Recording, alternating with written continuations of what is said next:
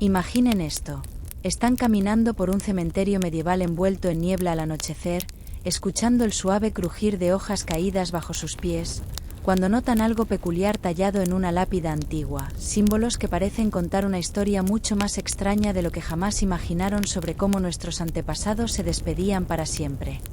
Esta noche, vamos a explorar el mundo fascinante, a veces bizarro, y sorprendentemente íntimo de las prácticas funerarias medievales, donde la muerte no era simplemente un final, sino una representación elaborada que podía durar días, semanas o incluso años.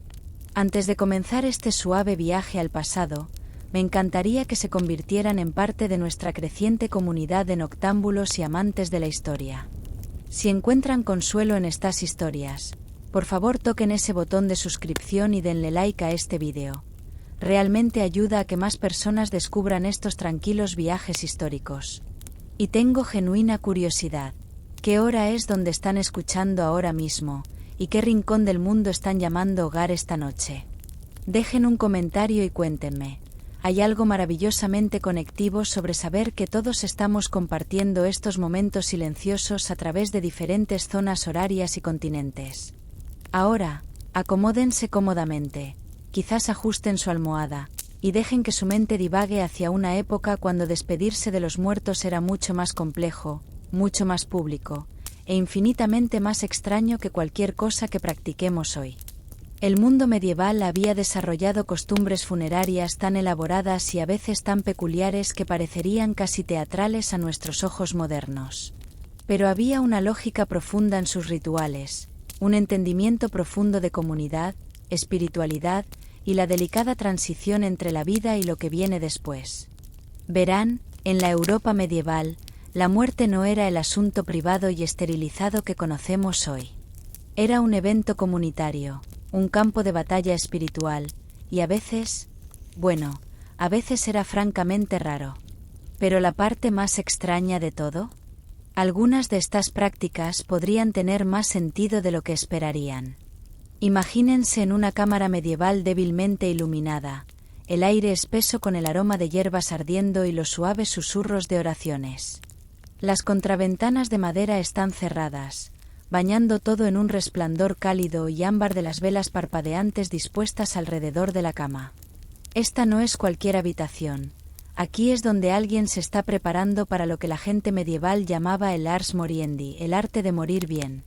En la mente medieval, morir era quizás la cosa más importante que harían jamás, y como cualquier habilidad importante, requería preparación, práctica y testigos. El proceso podía comenzar días, semanas o incluso meses antes de que la muerte llegara realmente. Miembros de la familia, clérigos y vecinos se reunirían, no en el silencio respetuoso y silencioso que podríamos esperar hoy, sino en lo que solo puede describirse como una actuación cuidadosamente coreografiada de fe, temor y apoyo comunitario. La cama de la persona moribunda sería movida al centro de la habitación, creando una especie de escenario. Alrededor de ellos, posicionados como una audiencia, se dispondrían las posesiones más preciadas que poseían, no necesariamente valiosas en nuestro sentido, pero significativas, quizás un libro de oraciones gastado, un pedazo de tela que había tocado una reliquia sagrada, o una cruz de madera simple tallada por un ser querido. La idea era rodear al alma que partía con recordatorios físicos de su fe y sus conexiones con el mundo de los vivos. Pero aquí es donde las cosas comienzan a ponerse interesantes, y quizás un poco extrañas según nuestros estándares.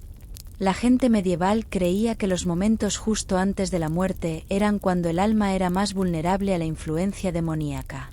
Imaginen esto. Pensaban que demonios invisibles literalmente se aglomerarían alrededor del lecho de muerte, susurrando tentaciones de duda, desesperación u orgullo al oído de la persona moribunda. Para combatir esto, la habitación se llenaría con una corriente constante de oraciones, no susurradas reverentemente, sino habladas en voz alta, a veces incluso gritadas, para ahogar estos susurros malevolentes. El sonido habría sido casi abrumador, múltiples voces recitando diferentes oraciones simultáneamente, algunas en latín, otras en el idioma local, creando un tapiz de palabras superpuestas que se creía formaba una barrera protectora de sonido alrededor del alma moribunda. Imaginen yacer ahí, quizás con fiebre, quizás con dolor, rodeados por esta pared de voces, luz de velas danzando en el techo arriba, el olor del incienso mezclándose con los aromas más terrenales de cuerpos sin lavar y las hierbas esparcidas en el suelo. Uno de los elementos más cruciales de este proceso era la confesión. Pero a diferencia de las confesiones privadas en las que podríamos pensar hoy, las confesiones en el lecho de muerte medievales eran frecuentemente asuntos públicos.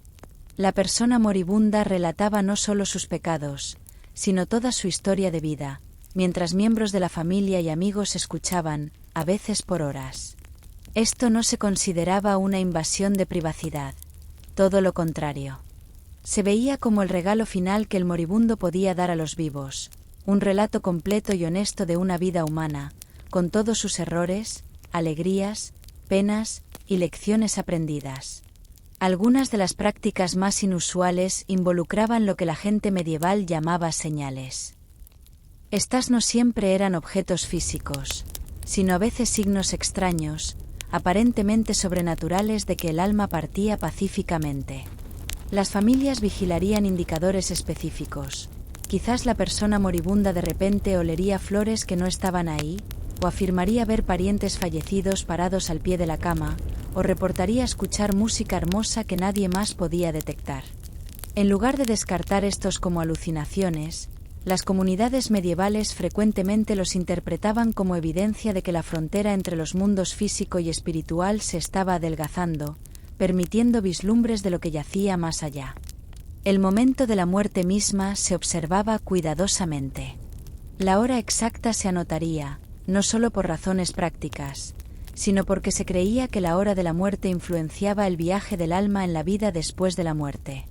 Las muertes que ocurrían durante ciertas horas litúrgicas se consideraban más auspiciosas. El posicionamiento del cuerpo también era crucial. La persona debía morir mirando hacia el este, hacia Jerusalén, con sus manos dobladas en oración y sus ojos cerrados por alguien que los amara. Pero quizás el aspecto más extraño de la preparación para la muerte medieval era la práctica de muertes de ensayo.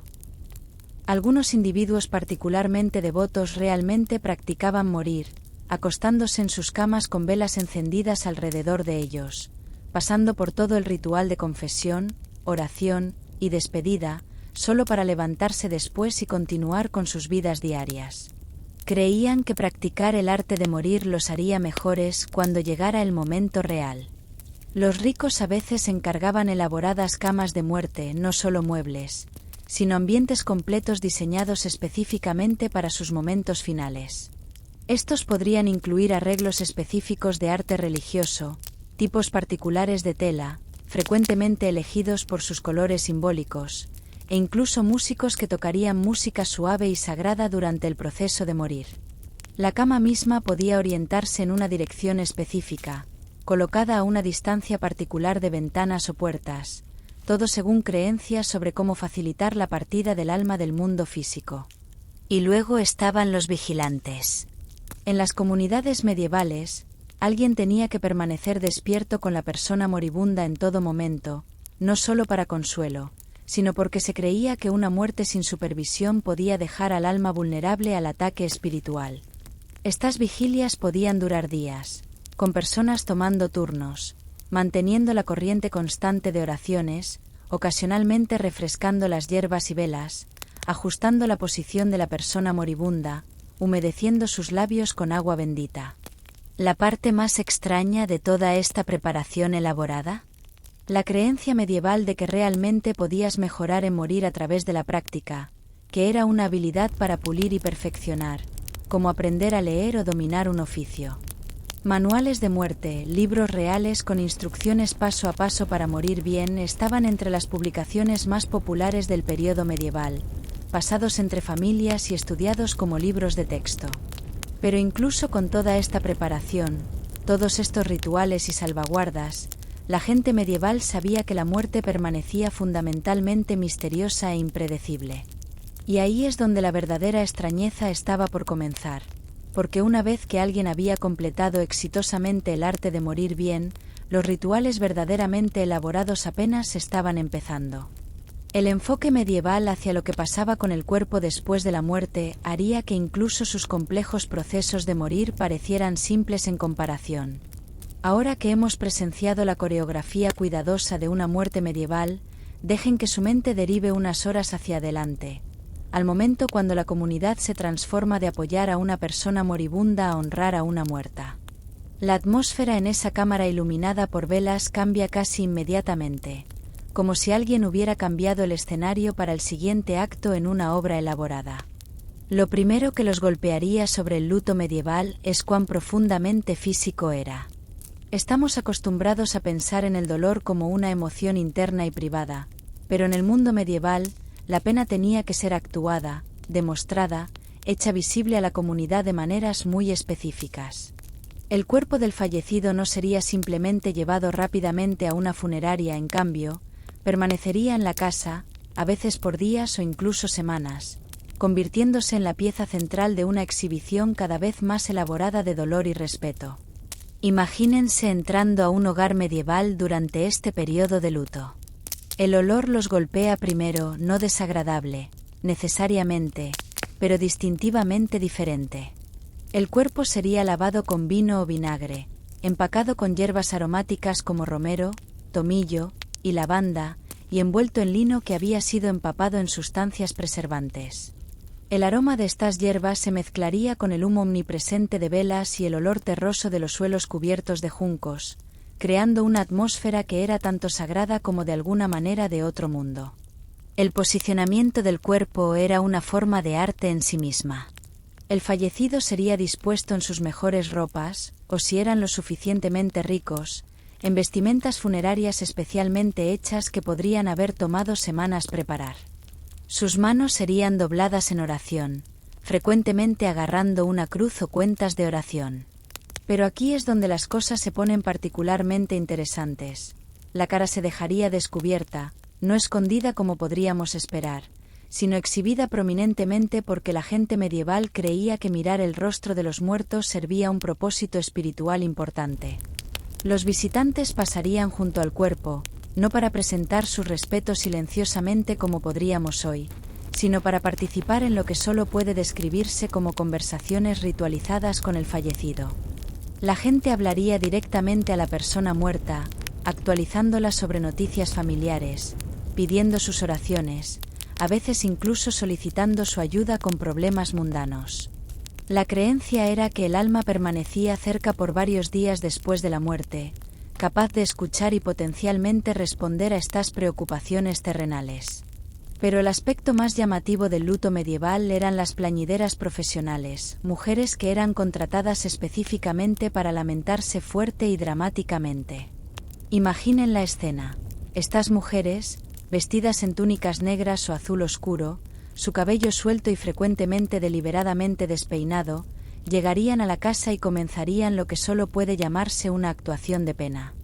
Se lamentarían, se tirarían al suelo, rasgarían sus ropas, y recitarían lamentaciones elaboradas que podían continuar por horas. Esto no se consideraba falso o teatral en un sentido negativo. Más bien, se entendía que un dolor tan profundo requería asistencia, que la gente ordinaria no podía esperarse que expresara la magnitud completa de la pérdida por sí misma. Las plañideras profesionales eran como amplificadores emocionales, dando voz a sentimientos que los miembros de la familia podrían estar demasiado conmocionados o abrumados para expresar ellos mismos. El lamento tenía un ritmo y estructura específicos. No era gritería aleatoria, sino una especie de gemido musical que seguía patrones tradicionales pasados a través de generaciones. Diferentes regiones tenían sus propios estilos. En algunas áreas, las plañideras alternaban entre gritos altos y penetrantes y cantos bajos y monótonos. En otras, incorporarían elementos de canciones folclóricas locales, transformando melodías familiares en expresiones de pérdida. Entre los periodos de lamento intenso, habría narración de historias. Las plañideras, junto con miembros de la familia y amigos, se turnarían relatando episodios de la vida de la persona fallecida, pero no de la manera sanitizada y respetuosa que podríamos esperar en un funeral moderno. Estas historias incluirían momentos embarazosos, defectos de carácter y fracasos junto con logros y virtudes. La idea era presentar una imagen completa de la persona, reconociendo su humanidad completa en lugar de crear una versión idealizada. Algunas de las prácticas de luto más inusuales involucraban destrucción simbólica. Las familias ricas podrían deliberadamente romper objetos valiosos, cerámica, joyería, incluso muebles, como una manera de demostrar que las posesiones mundanas no significaban nada frente a la muerte. Esto no se hacía con ira, sino como un reconocimiento ritualizado de la naturaleza temporal de todas las cosas terrenales. El sonido de la loza rompiéndose puntuaría los lamentos, creando una percusión de dolor que podía escucharse por todo el vecindario. El periodo de luto también involucraba reglas específicas sobre comida y comer.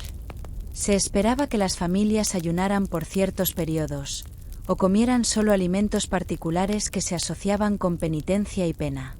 El pan horneado para hogares en luto frecuentemente se hacía sin sal, creando un sabor deliberadamente suave y desagradable que se suponía reflejaba la amargura de la pérdida. Los visitantes traerían sus propias comidas especiales de luto, quizás pasteles de miel con forma de almas, o vino mezclado con hierbas que se creía facilitaban el paso a la vida después de la muerte. Los niños jugaban roles específicos en estos rituales de luto que podrían parecernos extraños hoy. En lugar de ser protegidos de la realidad de la muerte, frecuentemente eran posicionados como mensajeros especiales entre los vivos y los muertos. Los niños pequeños, particularmente aquellos menores de 7 años, se creía que tenían almas que aún estaban parcialmente conectadas al reino espiritual, haciéndolos intermediarios ideales. Se les animaba a hablar con el fallecido, a entregar mensajes de miembros de la familia, y a reportar cualquier sueño o visión que podrían tener sobre el alma partida. La ropa usada durante periodos de luto era elaborada y simbólica. Las prendas de luto no eran simplemente ropa negra, sino atuendos especialmente diseñados que contaban una historia sobre la relación entre el doliente y el fallecido. Una viuda podría usar un velo que cubría completamente su cara por semanas, gradualmente acortándolo conforme el periodo de luto progresaba. Los niños usarían versiones más pequeñas de ropa de luto adulta, frecuentemente con símbolos específicos bordados en ellas, quizás un cráneo, una flor marchitándose, o un reloj de arena para representar el paso del tiempo. Pero quizás el aspecto más extraño del luto medieval era la práctica de competencias de dolor. En algunas comunidades, diferentes familias intentarían superarse unas a otras en exhibiciones de pena, contratando más plañideras, encargando sesiones de lamento más elaboradas, o manteniendo el cuerpo exhibido por periodos más largos. Estas no se consideraban de mal gusto o inapropiadas, todo lo contrario. Se veían como evidencia de amor profundo y respeto por el fallecido, y las familias que no podían permitirse exhibiciones de luto elaboradas a veces eran vistas con desprecio como despreocupadas o impías. Las fronteras entre actuación y emoción genuina se volvían hermosamente borrosas durante estos periodos de luto extendidos. Las plañideras profesionales frecuentemente se encontraban genuinamente conmovidas por las historias que escuchaban sobre el fallecido, mientras los miembros de la familia descubrían que las expresiones ritualizadas de dolor realmente los ayudaban a procesar sus emociones reales. Los elementos teatrales no disminuían la autenticidad de la pena, la amplificaban, le daban estructura y significado. Y a través de todo esto, el cuerpo permanecía presente, un ancla física para toda esta actividad emocional. A diferencia de nuestro enfoque moderno de remover rápidamente al fallecido de la vida diaria, las comunidades medievales mantenían a sus muertos cerca, integrados en el ritmo continuo de la vida del hogar, hasta que llegara el momento para la siguiente fase de este proceso elaborado, el viaje a su lugar de descanso final, que probaría ser tan extraño y significativo como todo lo que había venido antes. Dejen que su mente ahora siga la procesión funeraria medieval mientras serpentea por calles estrechas empedradas, pasando casas de entramado de madera cuyos ocupantes pausan en su trabajo diario para santiguarse y susurrar plegarias. El viaje desde la casa a la iglesia, y de la iglesia al cementerio, Nunca era simplemente sobre transporte, era una peregrinación cuidadosamente orquestada diseñada para honrar a los muertos mientras protegía a los vivos de peligros espirituales que creían que la muerte podía desatar. Imaginen la procesión formándose fuera del hogar del fallecido en las horas tempranas de la mañana. El cuerpo, ahora cosido en su mortaja funeraria o colocado en un ataúd de madera simple, sería levantado sobre una parihuelas, esencialmente una camilla decorada cargada por 6 u 8 hombres de la comunidad. Pero esta no era una marcha solemne y silenciosa. Las procesiones funerarias medievales eran asuntos ruidosos y coloridos que podían extenderse por cientos de metros e involucrar vecindarios enteros. Al frente de la procesión caminaba el portador de la cruz, sosteniendo en alto un crucifijo de madera que se creía despejaba espíritus malignos del camino por delante. Detrás de ellos venía el clero, cantando en latín, sus voces creando un zumbido constante de palabras sagradas que continuaría durante todo el viaje, a veces durando varias horas si la ruta era larga o si había múltiples paradas planeadas en el camino. El aspecto más fascinante de estas procesiones era su ineficiencia deliberada. En lugar de tomar la ruta más corta a la iglesia o cementerio, la procesión serpentearía a través de la comunidad, deteniéndose en lugares significativos en la vida de la persona fallecida, quizás la tienda donde trabajaba, el hogar donde nació, la esquina donde solía reunirse con amigos. En cada parada, toda la procesión haría una pausa mientras alguien contaba una historia sobre la conexión del fallecido con ese lugar particular. Pero aquí es donde las procesiones funerarias medievales se vuelven particularmente intrigantes. Se creía que creaban una especie de mapa espiritual de la comunidad. La ruta tomada por los muertos se pensaba que establecía senderos que el alma podía seguir si necesitaba regresar a la tierra por asuntos inconclusos. Algunas comunidades mantenían registros detallados de rutas funerarias, consultándolos años después si fenómenos inexplicados ocurrían a lo largo de esos mismos caminos. El orden de la procesión misma contaba una historia social compleja. Inmediatamente detrás del clero vendría la familia del fallecido, pero incluso dentro del grupo familiar había jerarquías específicas, primero el hijo mayor, luego otros parientes masculinos, seguidos por miembros femeninos de la familia en orden de edad y relación con el fallecido. Después de la familia venían representantes de la profesión o gremio del fallecido, portando símbolos de su oficio compartido, quizás herramientas, estandartes u objetos ceremoniales que representaban su conexión con el alma partida. Lo que más podría sorprenderles sobre estas procesiones es cuán interactivas eran con la comunidad más amplia. Mientras el desfile funerario se movía por las calles, la gente se uniría y dejaría el grupo espontáneamente. Un panadero podría cerrar su tienda y caminar con la procesión por varias cuadras antes de regresar a su trabajo. Los niños correrían al lado, no por falta de respeto, sino como participantes en lo que se entendía era un evento comunitario que concernía a todos, no solo a la familia inmediata. Los sonidos de una procesión funeraria medieval habrían sido diferentes a cualquier cosa que experimentemos hoy. El canto constante de oraciones mezclado con el llanto de plañideras profesionales, el repique de campanillas llevadas por monaguillos, el arrastra de pies en calles de piedra, y arranques ocasionales de canto no himnos como podríamos esperar, sino a veces canciones folclóricas que habían sido transformadas en expresiones de dolor y esperanza. Algunas comunidades practicaban lo que llamaban procesiones de obstáculos, donde la ruta a la iglesia sería deliberadamente bloqueada por barreras simbólicas. Estas podrían ser longitudes de cuerda, pequeños montones de piedras, o incluso figuras disfrazadas representando varios desafíos espirituales que el alma enfrentaría en la vida después de la muerte. La procesión tendría que negociar con estos obstáculos, a veces a través de oración, a veces a través del pago de pequeñas monedas, a veces a través de la realización de rituales específicos. La idea era que superar exitosamente estos obstáculos terrenales ayudaría al alma a navegar desafíos similares en el reino espiritual. Cuando la procesión finalmente llegaba a la iglesia, el fallecido no sería llevado inmediatamente adentro. En cambio, frecuentemente habría otra actuación fuera de las puertas de la iglesia, una presentación formal del cuerpo al edificio mismo, como pidiendo permiso para que el alma entrara en espacio sagrado. El sacerdote saldría a encontrar la procesión, rociando agua bendita no solo en el ataúd, sino en todos los dolientes, las parihuelas, incluso el suelo donde estaban parados. El entierro mismo involucraba prácticas que parecerían bastante extrañas a observadores modernos. Los cuerpos no siempre eran enterrados inmediatamente después del servicio funerario. A veces serían almacenados en criptas de iglesias o casas especiales de muerte por días o semanas, mientras la comunidad esperaba condiciones propicias, quizás el día de fiesta de un santo particular, o una fase específica de la luna, o simplemente mejor clima si el suelo estaba congelado o encharcado.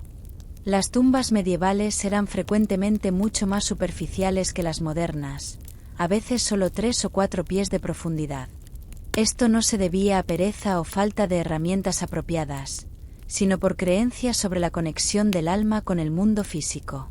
Un cuerpo enterrado demasiado profundo podría tener dificultad levantándose en el día del juicio, mientras uno enterrado demasiado superficial arriesgaba interferencia de espíritus malevolentes o animales salvajes.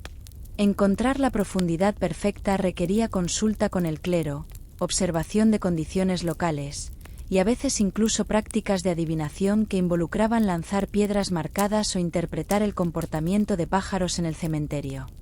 El posicionamiento del cuerpo en la tumba seguía reglas estrictas que variaban por región y clase social.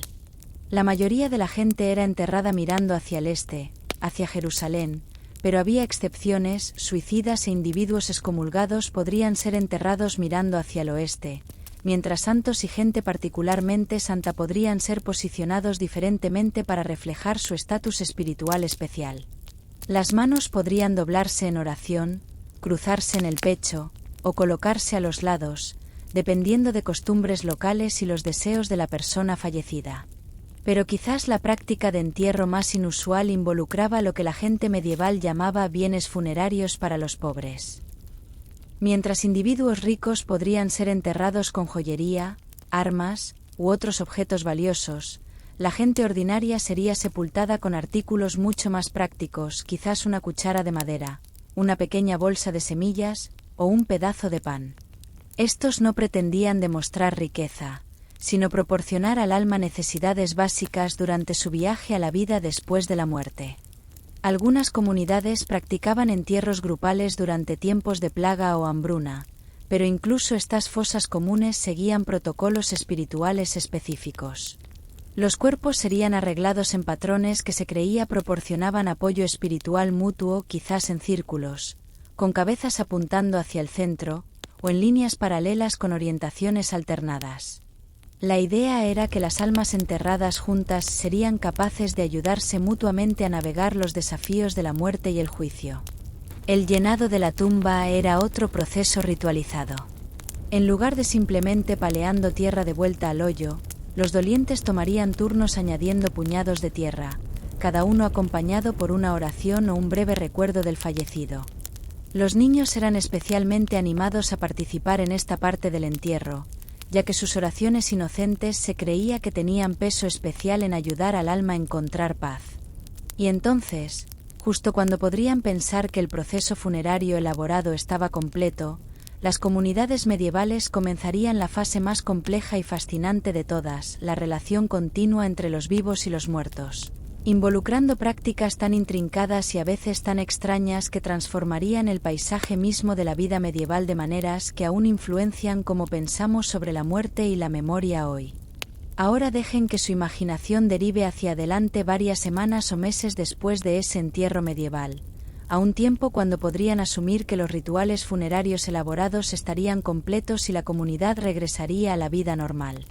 Pero en el mundo medieval, la muerte no era un final, era el comienzo de una relación compleja y continua entre los vivos y los muertos que podía durar generaciones, involucrando prácticas tan intrincadas y a veces tan peculiares que difuminan la línea entre memoria y comunicación activa. Imagínense caminando por un cementerio medieval en una tarde neblinosa, la niebla curvándose alrededor de lápidas gastadas y cruces de madera simples. Pero este no es el espacio silencioso y contemplativo que podríamos esperar. Los cementerios medievales bullían de actividad, no solo durante las horas de luz del día, sino frecuentemente hasta bien entrada la noche. Las familias visitarían tumbas no solo en aniversarios o días santos, sino regularmente, a veces diariamente, manteniendo conversaciones con los fallecidos tan naturalmente como podrían charlar con un vecino sobre una cerca de jardín. Estas no eran las visitas breves y reverenciales con las que estamos familiarizados hoy. Las visitas a tumbas medievales eran ocasiones sociales extendidas que podían durar horas.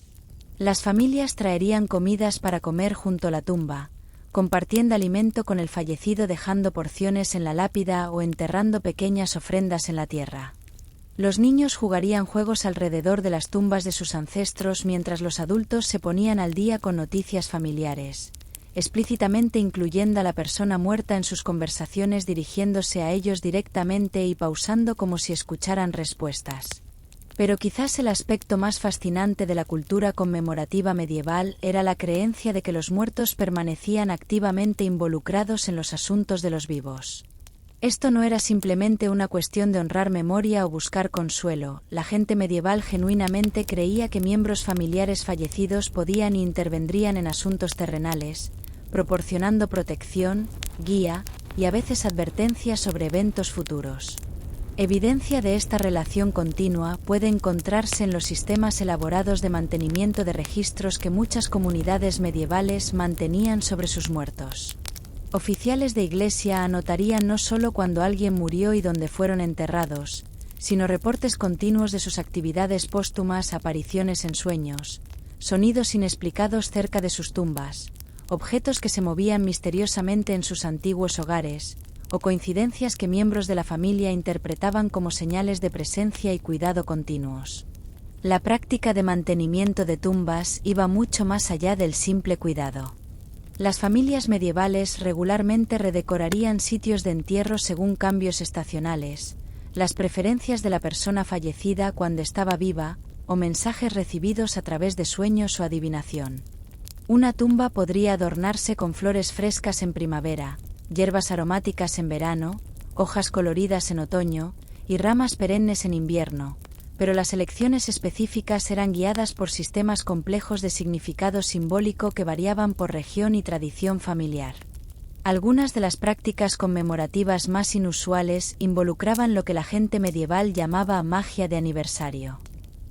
En el aniversario anual de la muerte de alguien, su familia recrearía momentos específicos de la vida de la persona, creyendo que esto fortalecería la conexión del alma con memorias terrenales positivas y facilitaría su viaje a través de la vida después de la muerte.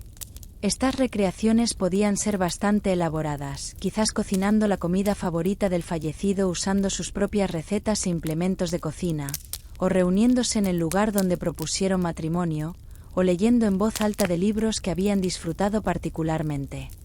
Los ricos desarrollaron prácticas conmemorativas cada vez más sofisticadas que bordeaban lo teatral.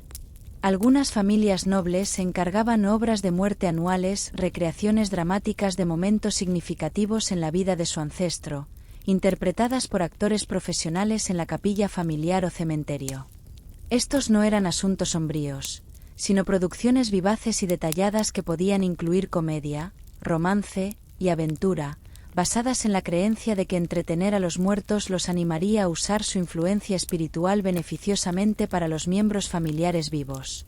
Pero aún más intrigantes eran las prácticas conmemorativas de gente ordinaria, quienes desarrollaron sus propias maneras creativas de mantener relaciones con los muertos.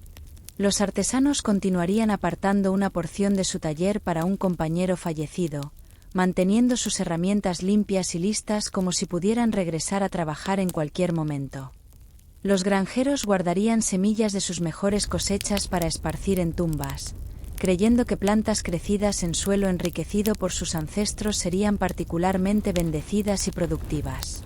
Las comunidades medievales también desarrollaron sistemas elaborados de recordación por proxy para gente que murió lejos de casa, soldados, peregrinos, mercaderes que murieron mientras viajaban. Sacerdotes locales mantendrían registros detallados de estos muertos ausentes, y miembros de la comunidad los adoptarían para propósitos conmemorativos, visitando sus tumbas simbólicas e incluyéndolos en oraciones familiares y celebraciones estacionales.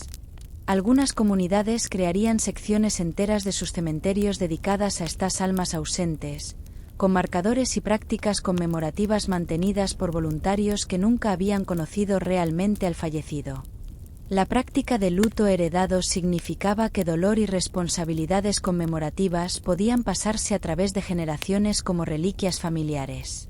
Las prácticas conmemorativas de una abuela podrían continuarse por su nieta décadas después de que la doliente original había muerto, creando cadenas de recordación que podían extenderse por siglos.